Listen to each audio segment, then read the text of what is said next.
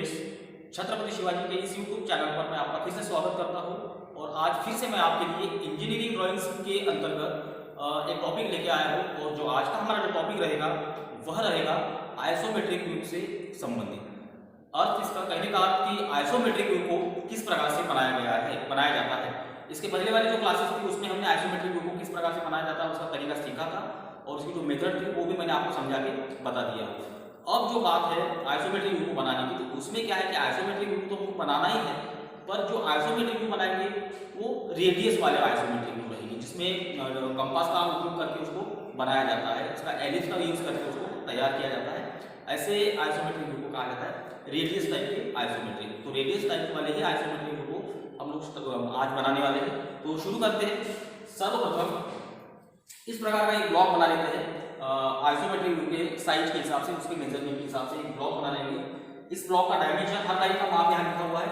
इस लाइन का माप 42 mm का है, इसका माप 42 mm का है, इसका माप भी 42 mm का है। ठीक उसी प्रकार से जो लेफ्ट हैंड साइड की जो लाइन है, इस लाइन का माप 66 mm का है, इस लाइन की लंबाई भी 66 mm की है और इस लाइन की लंबाई भी 66 mm की ही रखी गई है। यहाँ लिख देता हूँ आपको समझने के लिए 66 mm। उसके बाद जो स्ट्रेट लाइन है, बीच वाली लाइन से लेके ये लाइन स्ट्रेट है, ये लाइन स्ट्रेट है, तो बीच की लाइन का माप 60 mm रखा गया है, इस लाइन का माप भी 60 का ही और इस लाइन का माप भी 60 mm का ही रखा गया है। तो इस तरह से जो भी ड्राइंग इंस्ट्रूमेंट होते हैं जैसे कि सेट स्क्वायर, मिनी ड्राफ्टर या फिर रोलर स्केल, उसकी सहायता से आप इस प्रकार का एक ब्लॉक बना सकते हैं। ठीक, बनाने के बाद फिर क्या करेंगे, आइसोमेट्रिक व्यू को इसके अंदर बनाना है। तो आइसोमेट्रिक व्यू को बनाने के लिए जैसे कि इस लाइन की लंबाई को 42 mm में सेट किया गया है, तो क्या करेंगे, इस पॉइंट से लेके नीचे तक यहाँ पर एक 42 का पॉइंट लेंगे, ऊपर से लेके नीचे तक एक 42 mm का पॉइंट लेंगे। 42 mm का पॉइंट लेने के बाद इस कॉर्नर से वर्क करते हुए इस प्रकार से एक स्ट्रेट लाइन बनाएंगे, ये इस टाइप से। और इस लाइन का लंबाई का माप 42 का रखा है, तो इस लाइन की लंबाई का माप भी 42 mm का ही रखना है। ठीक, अब क्या करेंगे, ये 42 का पॉइंट और ये नीचे वाला इस लाइन का 42 का पॉइंट, इनको आपस में इस प्रकार से मिला देंगे। ये इस टाइप से वो दिखाई देगा हमें।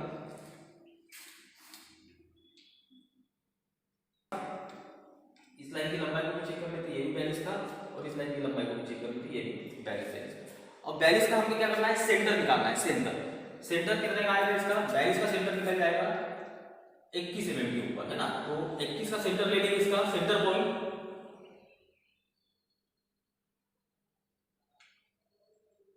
ये 21 का पॉइंट यहाँ पर नीचे की लाइन के ऊपर भी सेंटर ले लेंगे, ये भी 21 का। ये जो 42 की लाइन बनी है इसके ऊपर भी सेंटर पॉइंट लेते हैं 21 का, और इस लाइन के ऊपर भी एक सेंटर पॉइंट ले लेते हैं 21 mm का, इस टाइप से। अब ये सेंटर पॉइंट से दो सेंटर लाइन बनानी है, एक खड़ी सेंटर लाइन और एक आड़ी सेंटर लाइन। तो इस टाइप से इसको रफ वर्क में इसको मैं दिखा देता हूँ आपको। ये सेंटर लाइन ये इस टाइप से, फिर उसके बाद ये पॉइंट को यहां पे मिला देंगे इस प्रकार से, ये ऐसी एक लाइन बना लेंगे। फिर इस पॉइंट को इस कॉर्नर के साथ मिलाते हुए ये इस प्रकार से लाइन बना लेंगे। फिर उसके बाद ये कॉर्नर को ये सेंटर लाइन के पॉइंट के साथ पकड़ते हुए ये इस टाइप से एक लाइन बना लेंगे। फिर इस कॉर्नर को इसके साथ पकड़ते हुए ये इस टाइप से और एक लाइन बना लेंगे। अब यहां पर क्या है, एलिप्स बनाने का जो मेथड होता है उस मेथड की सहायता से ये अपन एक डिजाइन बनाया है। अब इसमें कंपास का यूज करते हुए यहाँ वर्किंग पॉइंट्स प्राप्त किए हमने, ये वाला एक वर्किंग पॉइंट्स और ये वाला। तो फिर इसमें क्या करना है, कंपास का यूज करते हुए कंपास के अंदर से पेंसिल को अच्छी तरह सेट करते हैं। सेट करने के बाद वर्किंग पॉइंट को, कंपास के वर्किंग पॉइंट को इस बिंदु पर रखते हुए ये इस प्रकार का एक शेप, आधा सर्कल, और आधा सर्कल लेने के बाद फिर इस कॉर्नर के ऊपर रखते हुए इतनी लंबाई का माप, देखिए ये लाइन का माप लेंगे और फिर यहां से इस प्रकार से इसको मिला देंगे, अर्ध शेप में मिला देंगे। मिलाने के बाद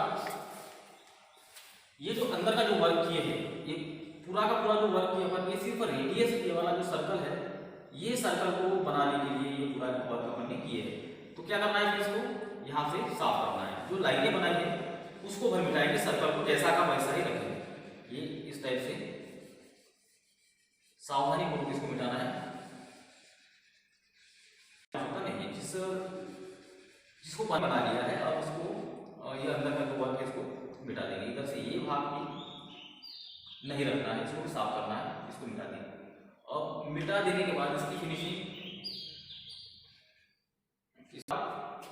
बढ़िया दिखाई देगा। अब क्या करते हैं, अगली स्टेप, इस बिंदु से सामने की तरफ एक पॉइंट लेंगे 12 mm का, यहां से सामने की तरफ 12 mm का, और इस कॉर्नर से सामने की तरफ 12 mm का। तो ये पॉइंट ले लिया अपन 12 mm के।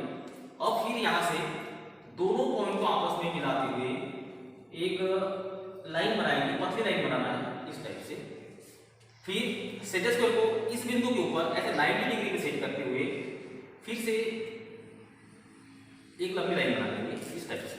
ठीक, अब जिस प्रोसेस से ये पीछे वाला आर्क बनाए थे, जो सर्कल बनाए थे, अब उसी के हिसाब से यहाँ सामने में भी उसी सिस्टम से उसी प्रकार से एक सर्कल बनाने का जो प्रोसेस था, एलिप्स बनाने का जो मेथड था, वो करना है।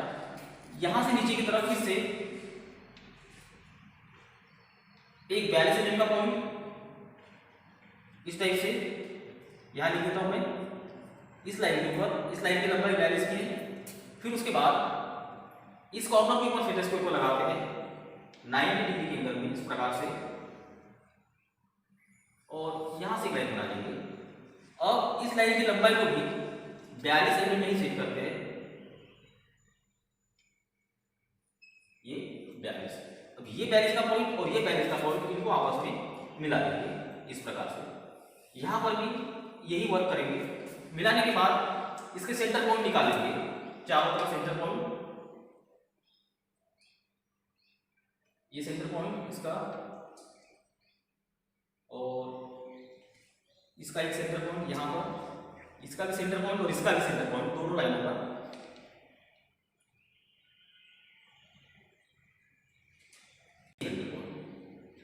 फिर यहां से एक पतली लाइन बनाते हैं इस टाइप से, और यहां से भी एक पतली लाइन इस प्रकार से, ये इस टाइप से। फिर इस कॉर्नर को इस पॉइंट के साथ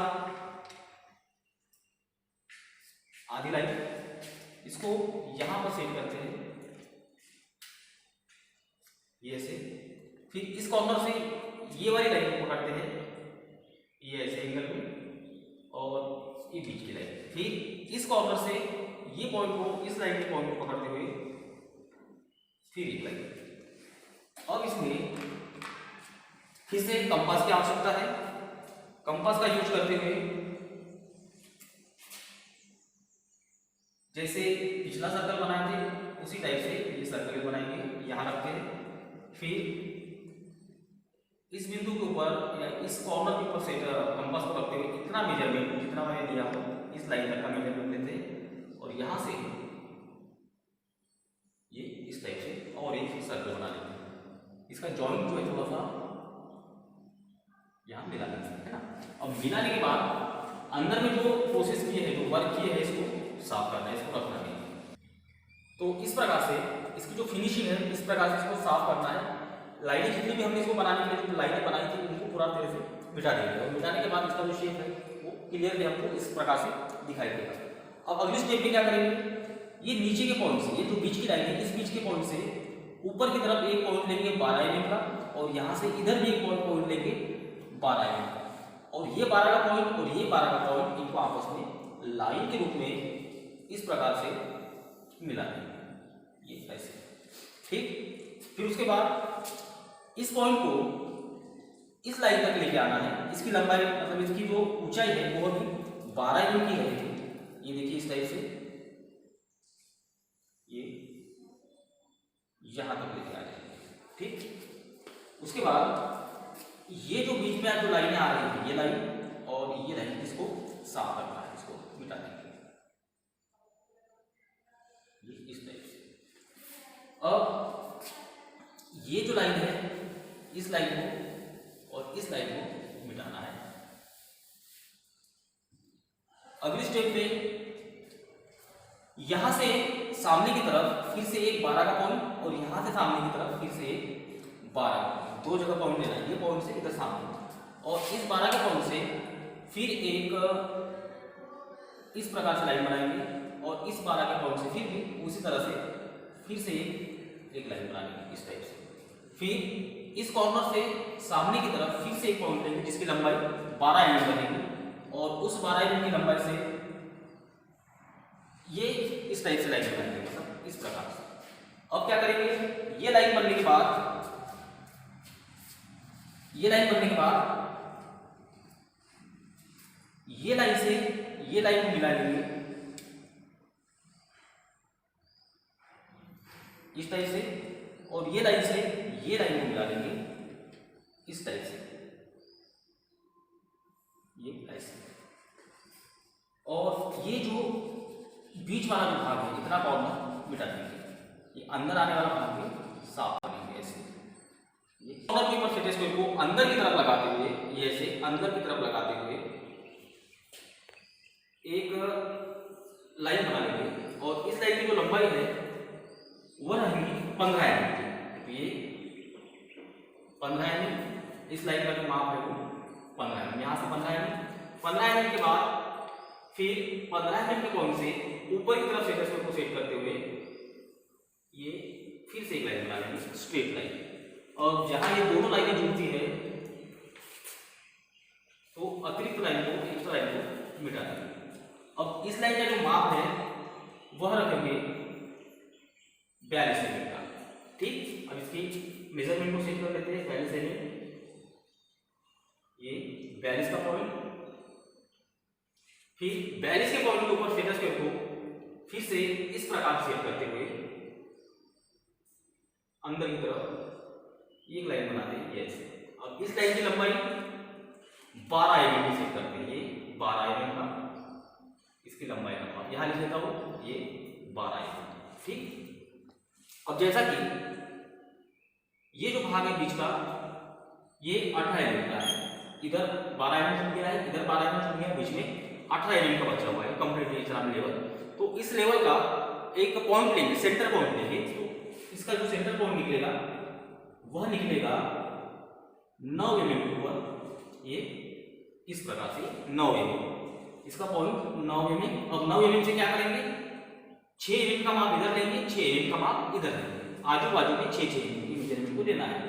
तो ये 6 mm का माप इस साइड और 6 mm का माप ये इस साइड। ठीक, अब ये बिंदु को यहां मिलाना है और ये पॉइंट को ये 6 के पॉइंट से मिलाना है। किस प्रकार से मिला लेंगे इसको, ये ऐसे देखिए टेपर भाग में यहाँ पे एक और भाग बन रहा है जिसको रीप बोलते हैं, ये रीप बना रहता है यहाँ, ये ऐसे।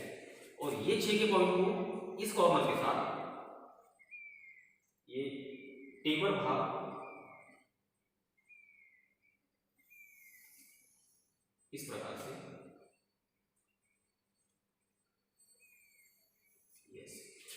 और ये जो बीच में जो लाइनें आ रही है इसको मिटा देना है। अगले स्टेप में ये पॉइंट इस कॉर्नर से मिलाना है इस प्रकार से,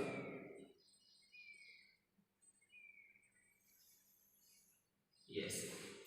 ठीक, अब उसके बाद ये जो कॉर्नर है इस कॉर्नर के ऊपर वर्क करना है। तो फिर इसको इस टाइप से उसको पॉइंट के ऊपर लगाते हैं और यहां से ये लाइन बना लेते हैं। ठीक, अब यहां से फिर से एक पॉइंट लेना है, यहां से अंदर की तरफ 12 mm का, जैसे यहां पर दिए थे वैसे इस लाइन के ऊपर अंदर की तरफ एक 12 mm का पॉइंट लेंगे, ये ऐसे। और ये कॉर्नर को ये कॉर्नर के साथ इस प्रकार से मिला देंगे। अब मिलाने से क्या हो जाएगा, ये जो बाहर का भाग है इसको मिटा देंगे, ये पूरा एरिया साफ करना है। इस प्रकार से डायमेंशन वगैरह सेट करने के बाद ये हमारा जो आइसोमेट्रिक प्रोजेक्शन था वो पूरी तरह से कंप्लीट हो चुका है। अब इसका जो ऑर्थोग्राफिक प्रोजेक्शन है, मतलब इसके जो प्रक्षेप बनाने के हैं फ्रंट साइड और प्लान, तो वह हमें थर्ड एंगल प्रोजेक्शन का यूज करते हुए बनाने का है। मतलब थर्ड एंगल प्रोजेक्शन के अंतर्गत इसको बनाने का। इसका जो डायरेक्शन है वो जिधर से 66 mm का मेजरमेंट दिया गया है, 66 mm का जो यहाँ से माप दिया गया है, उस हैंड से इसको फ्रंट बनाना है। और फिर उसके बाद इधर का जो भाग है, इस भाग को साइड से करेंगे और ऊपर से दिखाई देने वाला जो पोर्शन रहेगा इसे टॉप, है ना। तो 3 प्रक्षेप बनाने के हैं, एक है फ्रंट, दूसरा साइड और तीसरा टॉप। तो आज के लिए इतना ही। इसके बाद फिर से मैं आपके लिए इसका ऑर्थोग्राफिक प्रोजेक्शन लेके आऊँगा। तब तक के लिए थैंक यू।